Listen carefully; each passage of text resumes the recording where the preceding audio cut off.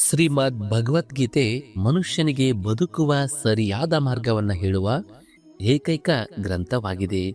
ಗೀತೆಯು ಜೀವನದಲ್ಲಿ ಧರ್ಮ, ಕರ್ಮ ಮತ್ತು ಪ್ರೀತಿಯ ಪಾಠವನ್ನ ಕಲಿಸುತ್ತದೆ.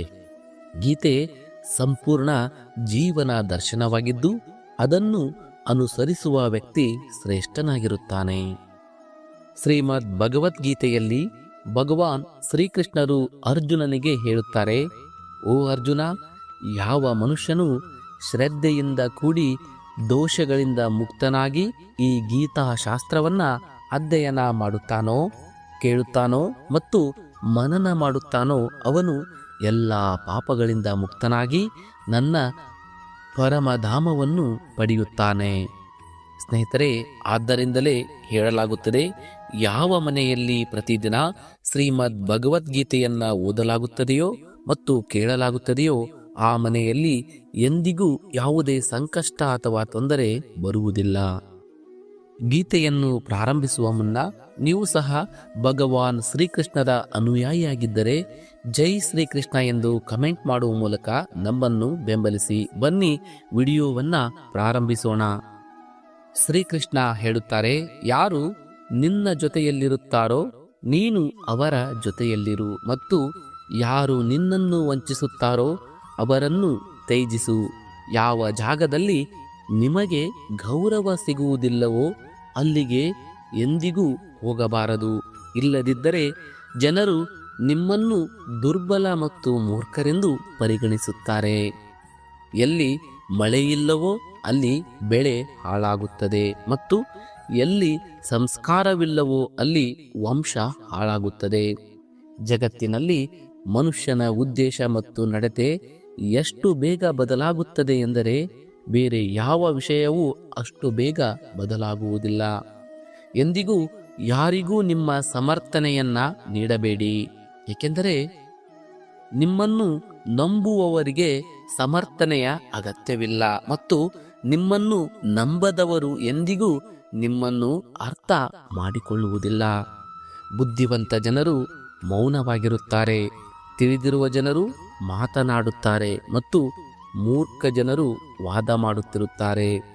ಕನಸುಗಳು ಮತ್ತು ಗುರಿಗಳ ನಡುವೆ ಒಂದೇ ವ್ಯತ್ಯಾಸವಿದೆ. ಕನಸುಗಳಿಗೆ ಶ್ರಮವಿಲ್ಲದೆ ನಿದ್ದೆ ಬೇಕು, ಆದರೆ ಗುರಿಗಳಿಗೆ ನಿದ್ದೆ ಇಲ್ಲದ ಶ್ರಮ ಬೇಕು. ಆಲೋಚನೆಗಳು ಉತ್ತಮವಾಗಿರಬೇಕು, ಏಕೆಂದರೆ ದೃಷ್ಟಿಗೆ ಚಿಕಿತ್ಸೆ ಸಾಧ್ಯ, ಆದರೆ ದೃಷ್ಟಿಕೋನಕ್ಕೆ ಅಲ್ಲ. ನೀವೇ ಒಳ್ಳೆಯವರಾಗಿ ಜಗತ್ತಿನಿಂದ ಒಬ್ಬ ಕೆಟ್ಟ ಮನುಷ್ಯ ಕಡಿಮೆಯಾಗುತ್ತಾನೆ. ಜೊತೆ ಇರುವವರಿಗೆ ಕೇವಲ ಒಂದು ನೆಪ ಬೇಕು, ಇಲ್ಲದಿದ್ದರೆ ಜೊತೆಯಲ್ಲಿರುವವರು ಕೊನೆಯುಸಿರಿನವರೆಗೂ ಜೊತೆ ಬಿಡುವುದಿಲ್ಲ. ಜೀವನದಲ್ಲಿ ಒಂದು ವಿಷಯವನ್ನ ಖಂಡಿತ ನೆನಪಿಡಿ, ಯಾರಾದರೂ ಕೈಯಿಂದ ಕಸಿದುಕೊಳ್ಳಲು ಸಾಧ್ಯವಾದರೂ ಅದೃಷ್ಟದಿಂದ ಕಸಿದುಕೊಳ್ಳಲು ಸಾಧ್ಯವಿಲ್ಲ. ಯಾರಿಗಾದರೂ ಏನನ್ನಾದರೂ ಕೊಟ್ಟು ಅಹಂಕಾರ ಪಡಬೇಡಿ. ಬಹುಶಃ ನೀವು ಕೊಡುತ್ತಿದ್ದಿರೋ ಅಥವಾ ಹಿಂದಿನ ಜನ್ಮದ ಸಾಲವನ್ನ ತೀರಿಸುತ್ತಿದ್ದಿರೋ, ಯಾರು ಬಲ್ಲರು? ಅಹಂಕಾರಿ ಮನುಷ್ಯನ ವಂಶ, ವೈಭವ ಮತ್ತು ಪ್ರತಿಷ್ಠೆ ಮೂರೂ ನಾಶವಾಗುತ್ತವೆ. ನಂಬಿಕೆ ಇಲ್ಲದಿದ್ದರೆ ರಾವಣ, ಕೌರವರು ಮತ್ತು ಕಂಸರನ್ನ ನೋಡಿ. ಯಾರನ್ನಾದರೂ ನಂಬಬೇಕಿದ್ದರೆ ಅವರ ಮಾತುಗಳ ಮೇಲೆ ಅಲ್ಲ, ಅವರ ನಡವಳಿಕೆಗಳ ಮೇಲೆ ಗಮನ ಕೊಡಿ. ಕೋಪದ ಸಮಯದಲ್ಲಿ ಸ್ವಲ್ಪ ನಿಲ್ಲುವುದರಿಂದ ಮತ್ತು ತಪ್ಪು ಮಾಡಿದ ಸಮಯದಲ್ಲಿ ಸ್ವಲ್ಪ ಬಗ್ಗುವುದರಿಂದ ಜೀವನ ಇನ್ನೂ ಸುಲಭವಾಗುತ್ತದೆ. ಭಗವಾನ್ ಶ್ರೀಕೃಷ್ಣರು ಹೇಳುತ್ತಾರೆ, ಯಾವ ಮನುಷ್ಯನು ನನ್ನನ್ನು ತಿಳಿದುಕೊಳ್ಳುತ್ತಾನೋ ಅವನು ಜನ್ಮ ಮರಣದ ಬಂಧನಗಳಿಂದ ಮುಕ್ತನಾಗುತ್ತಾನೆ. ಯಾವ ಮನುಷ್ಯನು ಭಗವದ್ಗೀತೆಯನ್ನ ಓದಿ ಅದನ್ನು ಆಚರಣೆಗೆ ತರುತ್ತಾನೋ ಅವನು ಎಲ್ಲ ದುಷ್ಕರ್ಮಗಳ ಪ್ರಭಾವವು ಕೊನೆಗೊಳ್ಳುತ್ತದೆ. ಅದೃಷ್ಟದಲ್ಲಿರುವುದು ಓಡಿ ಬರುತ್ತದೆ, ಮತ್ತು ಅದೃಷ್ಟದಲ್ಲಿ ಇಲ್ಲದಿರುವುದು ಬಂದರೂ ಓಡಿ ಹೋಗುತ್ತದೆ. ಹೇಗೆ ಗಾಳಿಯ ಜುಲುಕು ದೋಣಿಯನ್ನ ದಾರಿ ತಪ್ಪಿಸುತ್ತದೆಯೋ ಹಾಗೆಯೇ ಮನುಷ್ಯನ ಆಸೆಗಳು ಬುದ್ಧಿಯನ್ನು ದಾರಿ ತಪ್ಪಿಸುತ್ತವೆ. ಯಾವ ಮನುಷ್ಯನು ಸುಖ ದುಃಖಗಳಲ್ಲಿ, ಮಾನ ಅಪಮಾನಗಳಲ್ಲಿ ಶಾಂತವಾಗಿರುತ್ತಾನೋ ಆ ಮನುಷ್ಯನು ನನಗೆ ಅತಿ ಪ್ರಿಯ.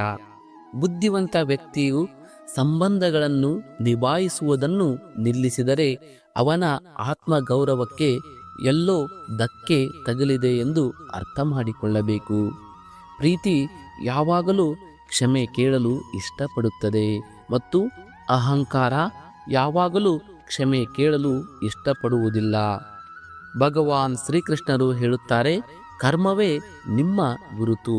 ಇಲ್ಲದಿದ್ದರೆ ಒಂದೇ ಹೆಸರಿನ ಸಾವಿರಾರು ಮನುಷ್ಯರಿದ್ದಾರೆ. ಉತ್ತಮ ಕರ್ಮಗಳನ್ನು ಮಾಡಿದವರು ಕೂಡ ಜನರು ನಿಮ್ಮ ಕೆಟ್ಟ ವಿಷಯಗಳನ್ನು ಮಾತ್ರ ನೆನಪಿಟ್ಟುಕೊಳ್ಳುತ್ತಾರೆ. ಆದ್ದರಿಂದ ಜನರು ಏನು ಹೇಳುತ್ತಾರೆ ಎಂಬುದರ ಬಗ್ಗೆ ಎಂದಿಗೂ ಗಮನ ಕೊಡಬೇಡಿ. ಯಾರನ್ನಾದರೂ ವಂಚಿಸುವುದು ಒಂದು ಸಾಲ. ಅದು ನಿಮಗೆ ಇನ್ನೊಬ್ಬರ ಕೈಯಿಂದ ಒಂದು ದಿನ ಖಂಡಿತ ಸಿಗುತ್ತದೆ. ಉತ್ತಮ ದೃಷ್ಟಿ ಎಂದರೆ ತನ್ನ ನ್ಯೂನತೆಗಳನ್ನು ಮತ್ತು ಇತರ ಗುಣಗಳನ್ನು ಮಾತ್ರ ಹುಡುಕುವುದು. ಸಮಯಕ್ಕೆ ತಕ್ಕಂತೆ ಸ್ವಭಾವವನ್ನು ಬದಲಾಯಿಸುವ ವ್ಯಕ್ತಿಯನ್ನು ಎಂದಿಗೂ ನಂಬಬೇಡಿ. ಜೀವನದಲ್ಲಿ ಎಂದಿಗೂ ಯಾರೊಂದಿಗೂ ನಿಮ್ಮನ್ನು ಹೋಲಿಸಿಕೊಳ್ಳಬೇಡಿ. ನೀವು ಹೇಗಿದ್ದೀರೋ ಹಾಗೆಯೇ ಶ್ರೇಷ್ಠರು. ಎಲ್ಲರಿಗೂ ತಮ್ಮ ಜೀವನವನ್ನು ಬದಲಾಯಿಸಲು ಸಮಯ ಸಿಗುತ್ತದೆ, ಆದರೆ ಸಮಯವನ್ನು ಬದಲಾಯಿಸಲು ಮತ್ತೊಮ್ಮೆ ಜೀವನ ಸಿಗುವುದಿಲ್ಲ. ಶ್ರೀಕೃಷ್ಣರು ಹೇಳುತ್ತಾರೆ, ಏನು ಆಗಬೇಕು ಅದು ಆಗಿಯೇ ತಿರುತ್ತದೆ ಮತ್ತು ಏನು ಆಗಬಾರದು ಅದು ಎಂದಿಗೂ ಆಗುವುದಿಲ್ಲ. ಇಂತಹ ನಿಶ್ಚಯ ಯಾರ ಬುದ್ಧಿಯಲ್ಲಿ ಇರುತ್ತದೆಯೋ ಅವರಿಗೆ ಚಿಂತೆ ಎಂದಿಗೂ ಕಾಡುವುದಿಲ್ಲ. ಒಳ್ಳೆಯ ಉದ್ದೇಶದಿಂದ ಮಾಡಿದ ಕೆಲಸ ಎಂದಿಗೂ ವ್ಯರ್ಥವಾಗುವುದಿಲ್ಲ ಮತ್ತು ಅದರ ಫಲ ನಿಮಗೆ ಖಂಡಿತ ಸಿಗುತ್ತದೆ. ಜೀವನದಲ್ಲಿ ಅತಿ ದೊಡ್ಡ ತಪ್ಪು ಎಂದರೆ ಯಾವ ತಪ್ಪಿನಿಂದ ನಾವು ಏನನ್ನೂ ಕಲಿಯುವುದಿಲ್ಲವೋ ಅದುವೇ ನೀನು. ಇಂದು ಯಾವುದೇ ಕೆಲಸ ಮಾಡುತ್ತೀಯೋ ಅದರ ಫಲ ನಿನಗೆ ನಾಳೆ ಸಿಗುತ್ತದೆ ಮತ್ತು ಇಂದು ನಿನ್ನ ಬಳಿ ಇರುವುದು ನೀನು ಮಾಡಿದ ಹಿಂದಿನ ಕರ್ಮಗಳ ಫಲವೇ ಆಗಿದೆ. ಭಗವಾನ್ ಶ್ರೀಕೃಷ್ಣರು ಹೇಳುತ್ತಾರೆ, ಯಾವ ಮನುಷ್ಯನು ಶ್ರದ್ಧೆಯಿಂದ ತನ್ನ ಭಕ್ತಿ ಮಾಡುತ್ತಾನೋ ಅವನಿಗೆ ನನ್ನ ಬಳಿ ಇಲ್ಲದ ವಸ್ತುವನ್ನು ನಾನು ಕೊಡುತ್ತೇನೆ ಮತ್ತು ಅವನ ಬಳಿ ಇರುವ ವಸ್ತುವನ್ನ ನಾನು ರಕ್ಷಿಸುತ್ತೇನೆ. ಯಾರೊಂದಿಗೆ ಯಾವಾಗ ಮತ್ತು ಎಷ್ಟು ಮಾತನಾಡಬೇಕು ಎಂದು ನೀನು ಅರ್ಥ ಮಾಡಿಕೊಂಡರೆ ನೀನು ನಿನ್ನ ಜೀವನದ ಸಾರ್ಥಕವಾಗುತ್ತದೆ. ಶ್ರೀಕೃಷ್ಣ ಹೇಳುತ್ತಾರೆ, ಜೀವನದಲ್ಲಿ ಅವಕಾಶ ಸಿಕ್ಕರೆ ಯಾರಿಗಾದರೂ ಸಾರಥಿಯಾಗಿ, ಸ್ವಾರ್ಥಿಯಲ್ಲ. ಧರ್ಮದಿಂದ ತುಂಬಿದ ಹೃದಯ ಧರ್ಮದ ಸಲಹೆ ನೀಡುತ್ತದೆ ಮತ್ತು ಅಧರ್ಮದಿಂದ ತುಂಬಿದ ಹೃದಯ ಅಧರ್ಮದ ಸಲಹೆ ನೀಡುತ್ತದೆ. ಮನುಷ್ಯನು ದುಃಖಿಯಾಗಿಲ್ಲ, ಏಕೆಂದರೆ ಅವನು ಈಶ್ವರನನ್ನು ನಂಬುವುದಿಲ್ಲ. ಮನುಷ್ಯನು ದುಃಖಿಯಾಗಿದ್ದಾನೆ, ಏಕೆಂದರೆ ಅವನು ಈಶ್ವರನ ಮಾತನ್ನು ಕೇಳುವುದಿಲ್ಲ. ಸಮಯ ಬಂದಾಗ ಎಲ್ಲರಿಗೂ ಸಿಗುತ್ತದೆ. ಸಮಯಕ್ಕೆ ಮುನ್ನ ಬಯಸುವುದೇ ದುಃಖಕ್ಕೆ ಕಾರಣವಾಗುತ್ತದೆ. ಪ್ರೀತಿಯನ್ನು ನಿಷ್ಪ್ರಯೋಜಕ ಎಂದು ಹೇಳುವವರು ಮೂರ್ಖರು. ಪ್ರೀತಿಯೇ ಈ ಸಂಸಾರದ ಮೂಲ ಮತ್ತು ಇದರಿಂದಲೇ ಸಂಸಾರ ನಿರ್ಮಾಣವಾಗಿದೆ. ಸಂಬಂಧಗಳಲ್ಲಿ ನಿಯಮಿತ ಅಂತರಗಳು ಸಂಬಂಧಗಳನ್ನು ಜೋಡಿಸುತ್ತವೆ ಮತ್ತು ಅನಿಯಮಿತ ಅಂತರಗಳು ಸಂಬಂಧಗಳನ್ನು ಮುರಿಯುತ್ತವೆ. ಮನುಷ್ಯನು ತನ್ನ ನಂಬಿಕೆಯಿಂದ ನಿರ್ಮಿತನಾಗಿದ್ದಾನೆ. ಅವನು ಹೇಗೆ ನಂಬುತ್ತಾನೋ ಹಾಗೆಯೇ ಆಗುತ್ತಾನೆ. ಈ ಸಂಸಾರದಲ್ಲಿ ಅದೃಷ್ಟಕ್ಕಿಂತ ಹೆಚ್ಚು ಮತ್ತು ಸಮಯಕ್ಕಿಂತ ಮುಂಚೆ ಯಾರಿಗೂ ಸಿಕ್ಕಿಲ್ಲ ಮತ್ತು ಎಂದಿಗೂ ಸಿಗುವುದೂ ಇಲ್ಲ. ಜೀವನದಲ್ಲಿ ಮಾತನ್ನು ನಿಯಂತ್ರಣದಲ್ಲಿ ಇಟ್ಟುಕೊಳ್ಳುವುದು ಅನಿವಾರ್ಯ, ಏಕೆಂದರೆ ಮಾತಿನಿಂದಾದ ಗಾಯಗಳು ಎಂದಿಗೂ ಗುಣವಾಗುವುದಿಲ್ಲ. ಶ್ರೀಕೃಷ್ಣರು ಹೇಳುತ್ತಾರೆ, ಧರ್ಮಕ್ಕಾಗಿ ಹೋರಾಡಲು ಕಲಿ, ಅಧರ್ಮಿಯ ಕಾಲವಾಗಲು ಕಲಿ ಮತ್ತು ನಿನ್ನವರಿಗಾಗಿ ತ್ಯಾಗ ಮಾಡಲು ಕಲಿ. ಸತ್ಯ ಯಾವಾಗಲೂ ನೀರಿನಲ್ಲಿ ತೈಲದ ಹನಿಯಂತೆ ಇರುತ್ತದೆ. ಅದರ ಮೇಲೆ ಎಷ್ಟೇ ಸುಳ್ಳಿನ ನೀರು ಸುರಿದರೂ ಅದು ಯಾವಾಗಲೂ ಮೇಲೆಯೇ ತೇಲುತ್ತದೆ. ನಿಮಗೆ ಬೇರೆಯವರ ರಹಸ್ಯಗಳನ್ನು ಹೇಳುವ ವ್ಯಕ್ತಿಯನ್ನು ಎಂದಿಗೂ ನಂಬಬೇಡಿ. ಬುದ್ಧಿ ಎಲ್ಲರ ಬಳಿಯೂ ಇದೆ. ಈಗ ಜಾಣತನ ತೋರಿಸಬೇಕು ಅಥವಾ ಪ್ರಾಮಾಣಿಕತೆ ತೋರಿಸಬೇಕು, ಇದು ನಮ್ಮ ಸಂಸ್ಕಾರಗಳ ಮೇಲೆ ಅವಲಂಬಿತವಾಗಿದೆ. ಆದರೆ ಜಾಣತನ 4 ದಿನ ಮಾತ್ರ ಹೊಳೆಯುತ್ತದೆ ಮತ್ತು ಪ್ರಾಮಾಣಿಕತೆ ಜೀವನ ಪರ್ಯಂತ ಹೊಳೆಯುತ್ತಾ ಇರುತ್ತದೆ. ನಿಮ್ಮ ಆರ್ಥಿಕ ಸ್ಥಿತಿಯನ್ನು ಗೌಪ್ಯವಾಗಿಡಬೇಕು. ನಿಮ್ಮ ಆರ್ಥಿಕ ಸ್ಥಿತಿ ಉತ್ತಮವಾಗಿದ್ದರೆ ಜನರು ನಿಮ್ಮಿಂದ ಸಾಲ ಕೇಳಲು ಪ್ರಾರಂಭಿಸುತ್ತಾರೆ ಮತ್ತು ನಿಮ್ಮ ಆರ್ಥಿಕ ಸ್ಥಿತಿ ಕೆಟ್ಟದ್ದಾಗಿದ್ದರೆ ಜನರು ನಿಮ್ಮನ್ನು ಗೌರವಿಸುವುದಿಲ್ಲ ಮತ್ತು ನಿಮ್ಮನ್ನು ಬೆಂಬಲಿಸುವುದಿಲ್ಲ. ಆದ್ದರಿಂದ ನಿಮ್ಮ ಸುಖ ದುಃಖಗಳನ್ನು ನಿಮ್ಮಲ್ಲಿಯೇ ಇಟ್ಟುಕೊಳ್ಳಬೇಕು. ಹಣ್ಣುಗಳಿಂದ ಕಲಿಯಿರಿ. ಉಪ್ಪು ಹಾಕಿದಾಗಲೂ ಅವು ರುಚಿಯನ್ನ ಹೆಚ್ಚಿಸುತ್ತವೆ. ಆದರೆ ಮನುಷ್ಯನು ಸಿಹಿ ತಿಂದರೂ ವಿಷವನ್ನೇ ಉಗುಳುತ್ತಾನೆ. ನಿಮ್ಮ ಜೀವನದಲ್ಲಿ ಎಂದಿಗೂ ಯಾರಿಗೂ ಆನಂದದಲ್ಲಿ ಭರವಸೆಯನ್ನ ನೀಡಬೇಡಿ ಮತ್ತು ಕೋಪದಲ್ಲಿ ಉತ್ತರ ನೀಡಬೇಡಿ ಮತ್ತು ದುಃಖದಲ್ಲಿ ಎಂದಿಗೂ ನಿರ್ಧಾರವನ್ನ ತೆಗೆದುಕೊಳ್ಳಬೇಡಿ. ಯಾರಾದರೂ 1,00,000 ವಿಷಯಗಳನ್ನು ತಿಳಿದುಕೊಂಡಿರಬಹುದು. ಅವನು ಇಡೀ ಜಗತ್ತನ್ನು ತಿಳಿದಿರಲಿ. ಆದರೆ ಆತನು ತನ್ನನ್ನು ತಾನು ತಿಳಿದಿಲ್ಲದಿದ್ದರೆ ಅವನು ಅಜ್ಞಾನಿ. ಯಾರಾದರೂ ನಿಮ್ಮನ್ನು ತಿರಸ್ಕರಿಸಿದರೆ ಕೆಟ್ಟದ್ದೆಂದು ಭಾವಿಸಬೇಡಿ, ಏಕೆಂದರೆ ಅವರು ನಿಮ್ಮ ಮೌಲ್ಯವನ್ನ ನಿಜವಾಗಿ ತಿಳಿದಿಲ್ಲ. ಯಾವಾಗಲೂ ಶಾಂತವಾಗಿರಿ. ಇದರಿಂದ ನಿಮ್ಮ ಜೀವನದಲ್ಲಿ ನಿಮ್ಮನ್ನು ತುಂಬ ಬಲಶಾಲಿಯಾಗಿ ಕಾಣುವಿರಿ.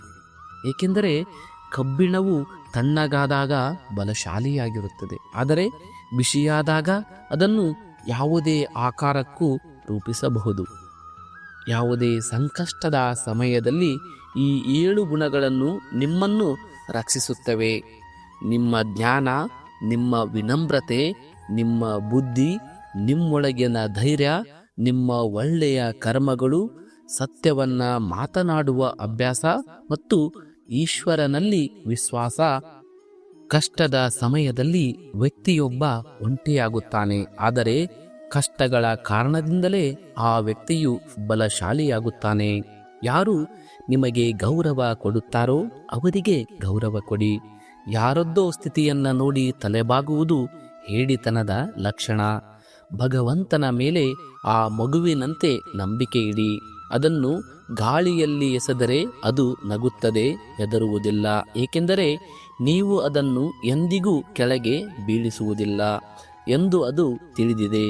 ಕೃಷ್ಣ ಹೇಳುತ್ತಾರೆ, ನಿನ್ನ ಮನಸ್ಸನ್ನು ಚಿಕ್ಕದಾಗಿ ಮಾಡಿಕೊಳ್ಳಬೇಡ. ನಿನ್ನವರು ಮುಖ ತಿರುಗಿಸಿದರೂ ನಾನು ನಿನ್ನ ಜೊತೆಯಲ್ಲಿರುತ್ತೇನೆ. ನೀನು ಯಾರ ಮುಂದೆಯೂ ಅಷ್ಟೊಂದು ಬಗ್ಗಬೇಡ. ಅವರು ನಿನ್ನನ್ನು ಬಿದ್ದವರೆಂದು ತಿಳಿದುಕೊಳ್ಳುವಷ್ಟು. ಜನರು ನಿಮ್ಮನ್ನು ಅವರಂತೆ ನಿರ್ಲಕ್ಷಿಸಲು ಕಲಿತಾಗ ಮಾತ್ರ ನಿಮ್ಮನ್ನು ಗೌರವಿಸುತ್ತಾರೆ. ಯಾವ ಸಂಬಂಧ ನಮ್ಮನ್ನು ಅಳುವಂತೆ ಮಾಡುತ್ತದೆಯೋ ಅದಕ್ಕಿಂತ ಆಳವಾದ ಸಂಬಂಧ ಇನ್ನೊಂದಿಲ್ಲ, ಮತ್ತು ಯಾವ ಸಂಬಂಧ ನಮ್ಮನ್ನು ಅಳುತ್ತಾ ಬಿಟ್ಟು ಹೋಗುತ್ತದೆಯೋ ಅದಕ್ಕಿಂತ ದುರ್ಬಲ ಸಂಬಂಧ ಇನ್ನೊಂದಿಲ್ಲ, ಮತ್ತು ಕೆಟ್ಟ ಸಮಯದಲ್ಲಿ ಜೊತೆಯಲ್ಲಿ ನಿಲ್ಲುವ ಸಂಬಂಧಕ್ಕಿಂತ ದೊಡ್ಡ ಸಂಬಂಧ ಇನ್ನೊಂದಿಲ್ಲ. ಶ್ರೀಕೃಷ್ಣರು ಹೇಳುತ್ತಾರೆ, ಭಾವನೆಗಳನ್ನು ಅರ್ಥ ಮಾಡಿಕೊಳ್ಳುವವನು ತನ್ನವನು, ಭಾವನೆಗಳಿಂದ ದೂರವಿರುವವನು ಪರಕೀಯನು. ಮನುಷ್ಯನು ಯಾವಾಗಲೂ ತನ್ನ ಅದೃಷ್ಟವನ್ನ ಶಪಿಸುತ್ತಾನೆ. ಅದೃಷ್ಟಕ್ಕಿಂತಲೂ ಎತ್ತರದಲ್ಲಿ ಅವನ ಕರ್ಮವಿದೆ ಎಂದು ತಿಳಿದಿದ್ದರು ಅದು ಅವನ ಕೈಯಲ್ಲೇ ಇದೆ. ಒಬ್ಬ ಬುದ್ಧಿವಂತ ವ್ಯಕ್ತಿ ಎಂದರೆ ಬೇರೆಯವರನ್ನು ನೋಡಿ ಅವರ ವಿಶೇಷತೆಗಳಿಂದ ಕಲಿಯುವವನು, ಹೋಲಿಕೆ ಅಥವಾ ಅಸೂಯೆ ಪಡದವನು. ಈ ಜಗತ್ತಿನಲ್ಲಿ ಯಾರೂ ಯಾರಿಗೂ ಸಹಾನುಭೂತಿ ತೋರುವವರಲ್ಲ. ಶವವನ್ನ ಸ್ಮಶಾನದಲ್ಲಿಟ್ಟು ತಮ್ಮವರೇ ಕೇಳುತ್ತಾರೆ, ಇನ್ನು ಎಷ್ಟು ಸಮಯ ಬೇಕು? ದುಃಖವು ಬರುವುದು ಅವಶ್ಯ, ಆಗ ಮಾತ್ರ ಜೀವನ ಪೂರ್ಣಗೊಳ್ಳುತ್ತದೆ. ಕೇವಲ ಸಂತೋಷ ಮನುಷ್ಯನನ್ನು ಬಲಶಾಲಿ ಮಾಡುವುದಿಲ್ಲ ಮತ್ತು ಜೀವನದ ಎರಡು ಮುಖಗಳನ್ನು ಪರಿಚಯಿಸುವುದಿಲ್ಲ. ಜಗತ್ತಿನಲ್ಲಿ ತಂದೆ ಮತ್ತು ತಾಯಿ ಮಾತ್ರ ಅಂತಹ ವ್ಯಕ್ತಿಗಳು. ಅವರು ನೀವು ಅವರಿಗಿಂತ ಹೆಚ್ಚು ಯಶಸ್ವಿಯಾಗಬೇಕೆಂದು ಬಯಸುತ್ತಾರೆ.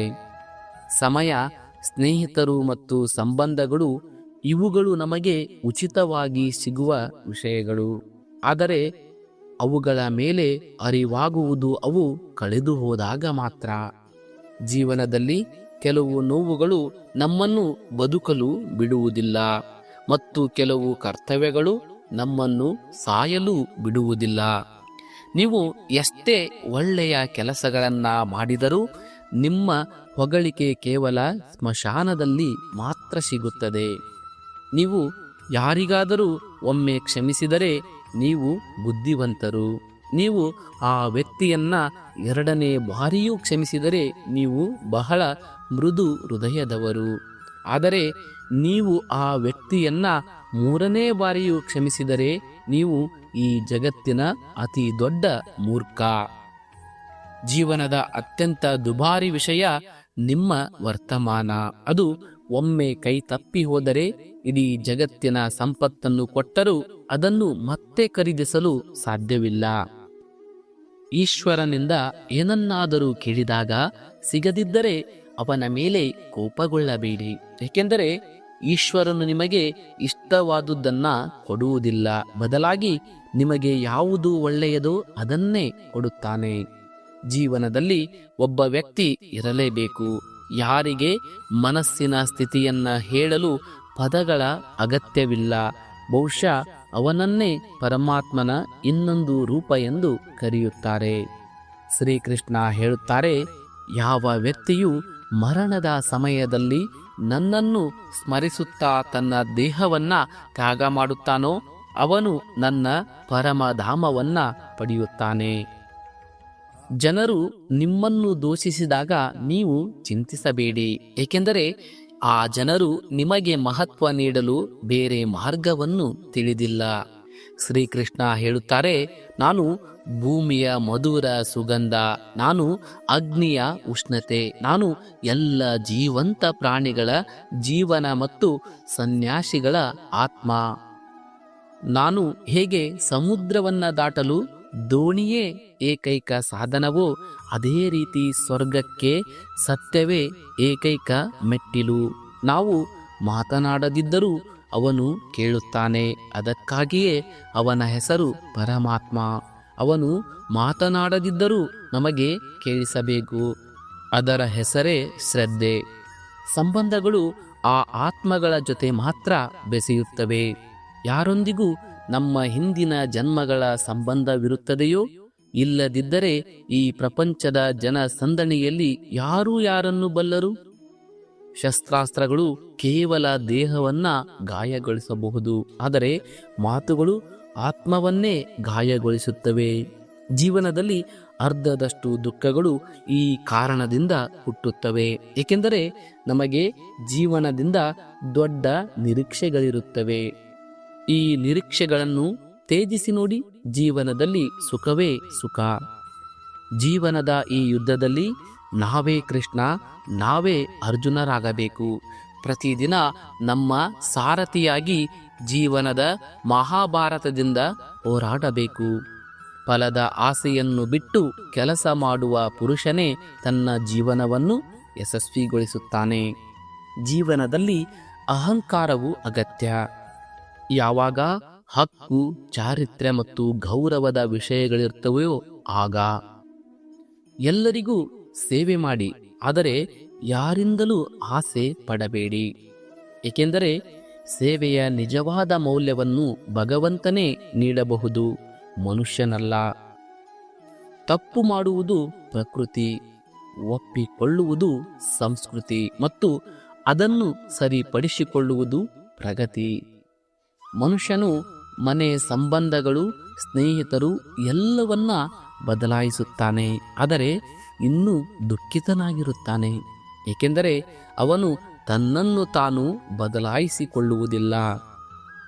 ಭಗವಂತನ ನಿರ್ಧಾರದ ಬಗ್ಗೆ ಎಂದಿಗೂ ಅನುಮಾನ ಪಡಬೇಡಿ. ಶಿಕ್ಷೆ ಸಿಗುತ್ತಿದ್ದರೆ ತಪ್ಪು ಖಂಡಿತವಾಗಿ ಆಗಿರುತ್ತದೆ. ಅರ್ಜುನ, ಏಕೆ ವ್ಯರ್ಥವಾಗಿ ಚಿಂತಿಸುತ್ತೀಯಾ? ಯಾರಿಗೆ ವ್ಯರ್ಥವಾಗಿ ಹೆದರುತ್ತೀಯಾ? ಯಾರು ನಿನ್ನನ್ನು ಕೊಲ್ಲಬಹುದು? ಆತ್ಮವು ಹುಟ್ಟುವುದಿಲ್ಲ, ಸಾಯುವುದಿಲ್ಲ. ಈ ದೇಹ ನಿನ್ನದಲ್ಲ ಮತ್ತು ನೀನು ಈ ದೇಹದವನೂ ಅಲ್ಲ. ಈ ದೇಹ ಅಗ್ನಿ, ಜಲ, ವಾಯು, ಪೃಥ್ವಿ ಮತ್ತು ಆಕಾಶ, ಈ ಪಂಚ ತತ್ವಗಳಿಂದ ಕೂಡಿದೆ. ಕೊನೆಗೆ ಇವೆಲ್ಲದರಲ್ಲೇ ವಿಲೀನವಾಗುತ್ತದೆ. ಆದರೆ ಈ ಆತ್ಮ ಸ್ಥಿರವಾಗಿದೆ. ನೀನು ಯಾವುದನ್ನ ಮರಣವೆಂದು ಭಾವಿಸುತ್ತೀಯೋ ಅದುವೇ ನೋವು. ಜೀವನದ ದುಃಖ ಮತ್ತು ಕಷ್ಟಗಳು ಮನುಷ್ಯನನ್ನು ತೊಂದರೆ ಮಾಡಲು ಬರುವುದಿಲ್ಲ. ಬದಲಾಗಿ ಅವನ ಸಾಮರ್ಥ್ಯ ಮತ್ತು ಆತ್ಮವಿಶ್ವಾಸವನ್ನು ಪರೀಕ್ಷಿಸಲು ಬರುತ್ತವೆ. ಯಾವ ವ್ಯಕ್ತಿಯ ಮನಸ್ಸು ಶಾಂತವಾಗಿದೆಯೋ, ಯಾವ ವ್ಯಕ್ತಿಯು ಮಾತನಾಡುತ್ತಿರುವಾಗ ಮತ್ತು ತನ್ನ ಕೆಲಸ ಮಾಡುವಾಗ ಶಾಂತವಾಗಿರುತ್ತಾನೋ ಅವನು ನಿಜವಾಗಿ ಸತ್ಯವನ್ನ ಪಡೆದುಕೊಂಡಿರುವ ಮತ್ತು ದುಃಖ ಕಷ್ಟಗಳಿಂದ ಮುಕ್ತನಾಗಿರುವ ವ್ಯಕ್ತಿಯಾಗಿರುತ್ತಾನೆ. ಏನಾಯಿತೋ ಅದು ಒಳ್ಳೆಯದಾಯಿತು, ಏನಾಗುತ್ತಿದೆಯೋ ಅದು ಒಳ್ಳೆಯದಾಗುತ್ತಿದೆ ಮತ್ತು ಏನಾಗುವುದು ಅದು ಕೂಡ ಒಳ್ಳೆಯದೇ. ಕಳೆದದ್ದಕ್ಕೆ ನೀನು ಪಶ್ಚಾತ್ತಾಪ ಪಡಬೇಡ ಮತ್ತು ಭವಿಷ್ಯದ ಬಗ್ಗೆ ಚಿಂತಿಸಬೇಡ. ಈಗ ವರ್ತಮಾನ ನಡೆಯುತ್ತಿದೆ, ಆದ್ದರಿಂದ ವರ್ತಮಾನದಲ್ಲಿ ಜೀವಿಸು. ಒಬ್ಬ ಬುದ್ಧಿವಂತ ವ್ಯಕ್ತಿಯು ತನ್ನೊಳಗಿನ ನ್ಯೂನತೆಗಳನ್ನು ಅದೇ ರೀತಿ ನಿವಾರಿಸಿಕೊಳ್ಳುತ್ತಾನೆ. ಹೇಗೆ ಒಬ್ಬ ಬಂಗಾರಕಾರನು ಬೆಳ್ಳಿಯ ಕಲ್ಮಶಗಳನ್ನು ಆಯ್ದು ಸ್ವಲ್ಪ ಸ್ವಲ್ಪವಾಗಿ ಮತ್ತು ಆ ಪ್ರಕ್ರಿಯೆಯನ್ನು ಪದೇ ಪದೇ ಪುನರಾವರ್ತಿಸಿ ನಿವಾರಿಸುತ್ತಾನೋ ಹಾಗೆ ಭಗವಾನ್ ಶ್ರೀಕೃಷ್ಣರು ಹೇಳುತ್ತಾರೆ, ಈ ಸಂಸಾರದಲ್ಲಿ ನೀನು ಒಂದೇ ಕ್ಷಣದಲ್ಲಿ ಕೋಟ್ಯಾಧಿಪತಿಯೂ ಆಗಬಹುದು, ಅದೇ ಇನ್ನೊಂದು ಕ್ಷಣದಲ್ಲಿ ಬಡವನೂ ಆಗಬಹುದು. ನನ್ನದು ನಿನ್ನದು, ಚಿಕ್ಕದು ದೊಡ್ಡದು, ತನ್ನದು ಅನ್ಯದು, ಈ ಎಲ್ಲ ವಿಷಯಗಳನ್ನು ನಿನ್ನ ಮನಸ್ಸಿನಿಂದ ತೆಗೆದುಹಾಕು. ಆಮೇಲೆ ಎಲ್ಲವೂ ನಿನ್ನದಾಗುತ್ತದೆ. ಸಮಯದ ಭರವಸೆಯಲ್ಲಿ ಕುಳಿತುಕೊಳ್ಳಬೇಡ, ಏಕೆಂದರೆ ಅದೃಷ್ಟವಂತರ ಕೈಗಳು ಖಾಲಿಯಾಗಬಹುದು, ಆದರೆ ಶ್ರಮಿಸುವವರ ಕೈಗಳು ಖಾಲಿಯಾಗುವುದಿಲ್ಲ.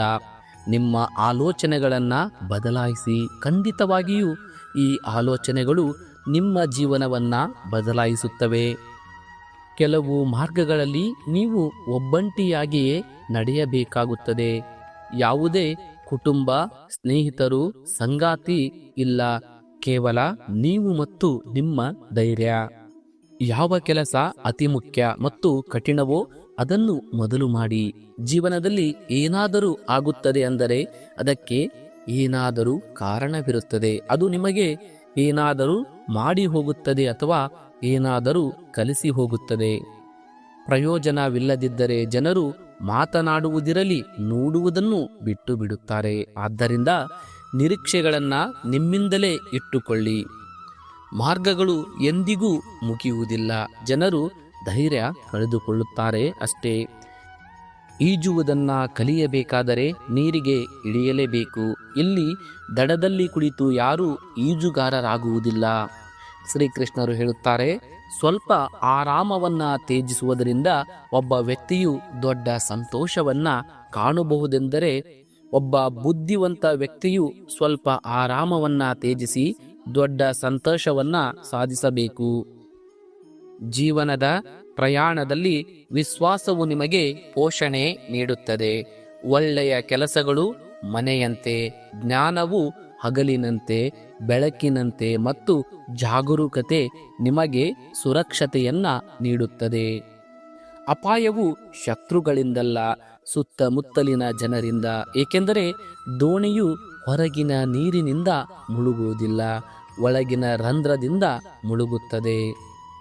ಆರೋಗ್ಯವೇ ದೊಡ್ಡ ಉಡುಗೊರೆ, ಸಂತೋಷವೇ ದೊಡ್ಡ ಸಂಪತ್ತು ಮತ್ತು ನಿಷ್ಠೆಯೇ ಉತ್ತಮ ಸಂಬಂಧ.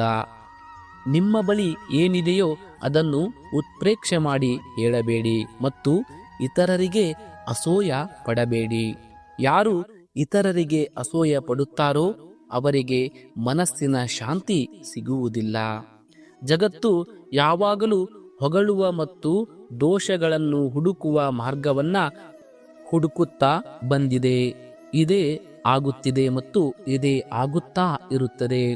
ಯಾವ ವ್ಯಕ್ತಿಯು ತನ್ನನ್ನು ತಾನು ನಿಜವಾಗಿಯೂ ಪ್ರೀತಿಸುತ್ತಾನೋ ಅವನು ಎಂದಿಗೂ ಇನ್ನೊಬ್ಬ ವ್ಯಕ್ತಿಗೆ ನೋವುಂಟು ಮಾಡುವುದಿಲ್ಲ.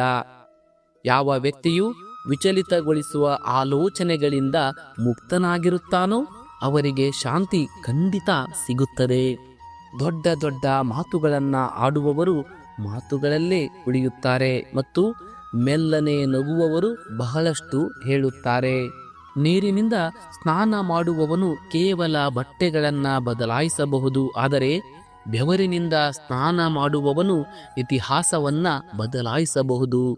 ಸಂಬಂಧಗಳ ಬಗ್ಗೆ ತಮಾಷೆ ಮಾಡಲು 1 ನಿಮಿಷ ಸಾಕು, ಆದರೆ ಜೀವನವು ಸಂಬಂಧಗಳಿಂದಲೇ ಸಿಂಗರಿಸಲ್ಪಡುತ್ತದೆ ಮತ್ತು ಸಮೃದ್ಧವಾಗುತ್ತದೆ ಎಂದು ನಾವು ಮರೆತು ಬಿಡುತ್ತೇವೆ. ಮನಸ್ಸಿನಲ್ಲಿ ಏನಿದೆಯೋ ಅದನ್ನು ಸ್ಪಷ್ಟವಾಗಿ ಹೇಳಬೇಕು, ಏಕೆಂದರೆ ಸತ್ಯವನ್ನ ಹೇಳುವುದರಿಂದ ನಿರ್ಧಾರಗಳಾಗುತ್ತವೆ ಮತ್ತು ಸುಳ್ಳು ಹೇಳುವುದರಿಂದ ಅಂತರಗಳು ಹೆಚ್ಚಾಗುತ್ತವೆ. ಸ್ನೇಹಿತರೆ, ಈ ಪಯಣ ನಿರಂತರವಾದುದು. ಇದು ಯಾವುದೋ ಒಂದು ವಿಡಿಯೋ ನೋಡುವುದರಿಂದಲೋ ಅಥವಾ ಪುಸ್ತಕ ಓದುವುದರಿಂದಲೂ ಮುಗಿಯುವುದಿಲ್ಲ. ಇದು ಪ್ರತಿ ಉಸಿರಿನ ಜೊತೆ, ಪ್ರತಿ ಕೆಲಸದ ಜೊತೆ ಮತ್ತು ಪ್ರತಿ ಆಲೋಚನೆ ಜೊತೆ ಸಾಗುತ್ತಲೇ ಇರುತ್ತದೆ. ನಿಮ್ಮೊಳಗಿನ ಈ ಹುಡುಕಾಟದ ಬಗ್ಗೆ ಪ್ರಾಮಾಣಿಕರಾಗಿರಿ. ನಿಮ್ಮ ದೌರ್ಬಲ್ಯಗಳನ್ನು ಒಪ್ಪಿಕೊಳ್ಳಿ, ಆದರೆ ಇವುಗಳನ್ನೇ ನಿಮ್ಮ ಗುರುತನ್ನಾಗಿ ಮಾಡಿಕೊಳ್ಳಬೇಡಿ. ನಿಮ್ಮ ಗೆಲುವಿನಲ್ಲಿ ಸಂತೋಷವಾಗಿರಿ, ಆದರೆ ಅಹಂಕಾರ ಪಡಬೇಡಿ. ಪ್ರತಿ ಅನುಭವವನ್ನ ಒಬ್ಬ ಶಿಕ್ಷಕ ಎಂದು ಭಾವಿಸಿ ಮತ್ತು ಪ್ರತಿಯೊಬ್ಬರಲ್ಲೂ ಆ ಒಬ್ಬನೇ ಪರಮಾತ್ಮನ ಅಂಶವನ್ನ ಕಾಣಿ. ಈ ದಾರಿಯಲ್ಲಿ ತಾಳ್ಮೆ ಮತ್ತು ಪ್ರೀತಿಯಿಂದ ನಡೆಯುತ್ತಿರಿ. ಭಗವಾನ್ ಶ್ರೀಕೃಷ್ಣನ ಕೃಪೆ, ಬುದ್ಧನ ಕರುಣೆ ಮತ್ತು ಎಲ್ಲ ಜ್ಞಾನಿ ಗುರುಗಳ ಬೆಳಕು ನಿಮ್ಮ ದಾರಿಯನ್ನ ಬೆಳಗಲಿ. ನಿಮ್ಮ ಮತ್ತು ನಿಮ್ಮ ಸುತ್ತಮುತ್ತಲಿನ ಎಲ್ಲ ಜೀವಿಗಳ ಕಾಳಜಿ ವಹಿಸಿ. ಜೈ ಶ್ರೀಕೃಷ್ಣ.